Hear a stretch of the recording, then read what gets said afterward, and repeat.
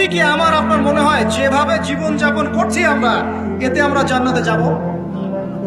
Honestly কি আপনি বুকে হাত দিয়ে বলেন তো, আপনার কি সত্যি মনে হয় এই জীবন যাপনের মধ্য দিয়ে আমরা সত্যি জান্নাতে যেতে পারবো?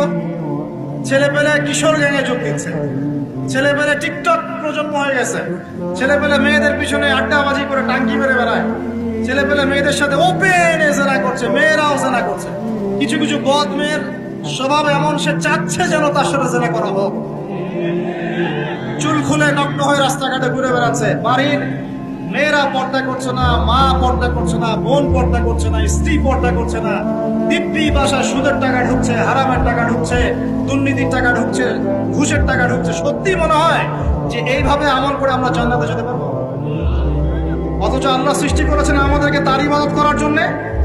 এই দুনিয়ার জীবনে সংক্ষিপ্ত হায়াত দিয়েছেন, মৌতের পর হয় জান্নাত, আমরা জান্নাত, আর কোনো বিকল্প অপশন নেই।